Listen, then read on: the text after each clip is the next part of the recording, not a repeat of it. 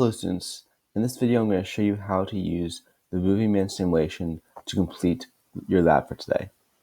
So I'm at the site for the Moving Man simulation, which is in your Google Classroom assignment. I'm going to open it by clicking here.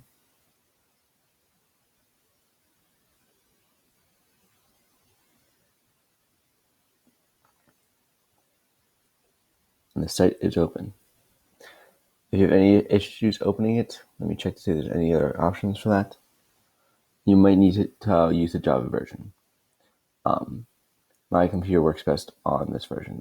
That's why I'm using this version.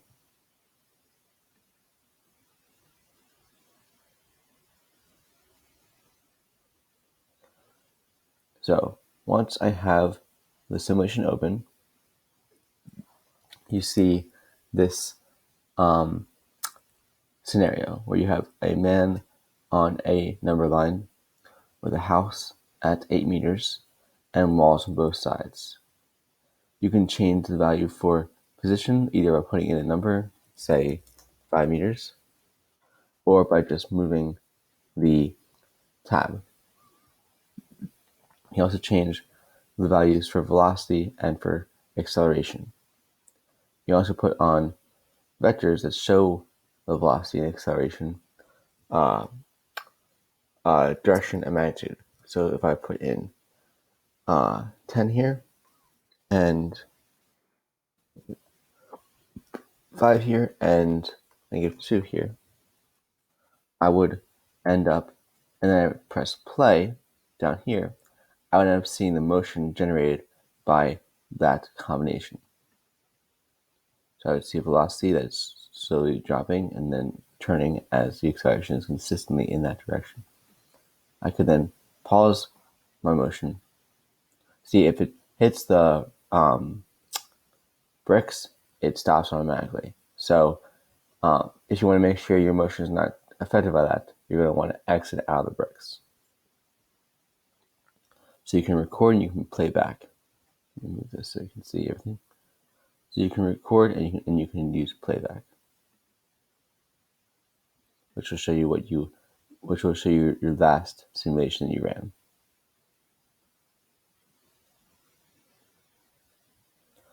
So for the purposes of your lab where you're going to need to use charts, you'll also be using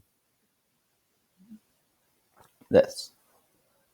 So here you're going to get a position versus time graph, a velocity versus time graph, and a acceleration versus time graph for the motion you create. Now, there's two ways you can create motion here. I'm going to exit out of these bricks walls again. You can either hit play and simply move the position versus time graph around manually and trying to copy the scenarios that you're presented with. Moving this way, pausing, moving again, pausing, moving back,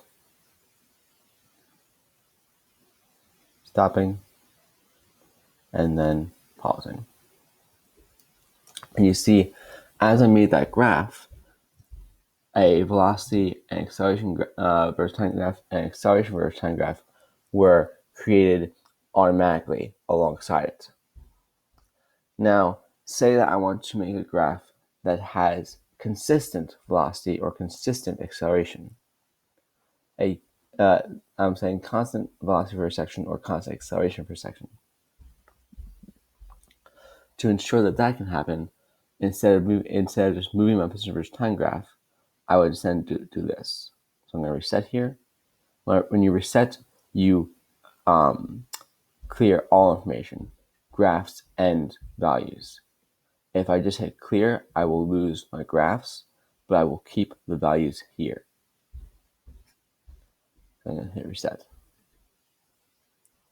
I'm going to remove my bricks again.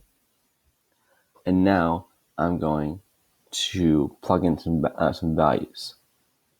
So let's say I want to have it go at a constant velocity of 2 meters per second until it gets to 6. So I'm going to do that. I'm going to hit play. And when it gets to 6, I'm going to hit pause.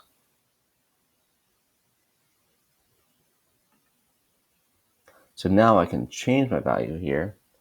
Say, how about velocity of 2 again still, but now I want to change my acceleration to -1.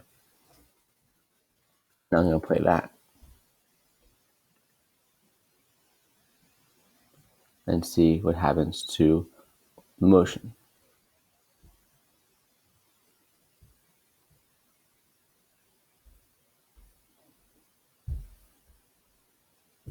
I'm going to stop it at -5, or close enough. So here you see that when I plug in actual values into any of these places, my graphs are much smoother, much more consistent with exact values. So you can use this to make your work a little to help make your graphs a little nicer, and as opposed to being all over the place as they were last time. You can also change the size of these, I believe. So if I'm, oh, that is not what I want to do. So bring back my acceleration graph. So you can remove a graph at a time, and you can zoom in.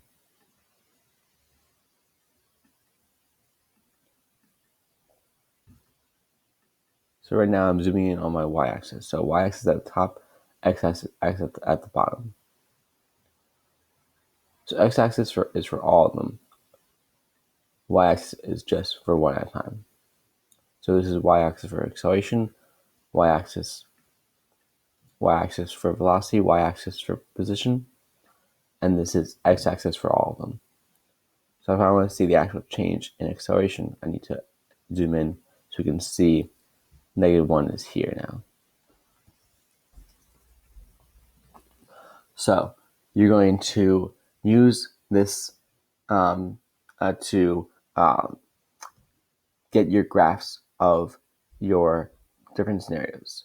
So you're going to, I would recommend play with the instruction first. Reset. So first you're going to want to go to instruction and play with this to see the relative movement of these different pieces: position, velocity, acceleration, and then use that to predict what your graphs will look like for each scenario.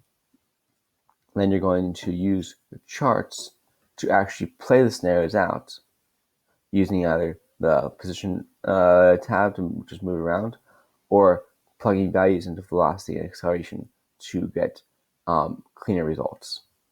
And you're going to use, once you have those graphs made, you're going to draw them in as the verified graphs in your lab. After that, you're going to discuss what you think the acceleration graph is talking about, how it relates to position and velocity, and you're going to explain how you think all these three graphs are related, and how you think motion is connected across all these three concepts. That should be it. Good luck with the lab. If you have any questions, let me know. Thank you.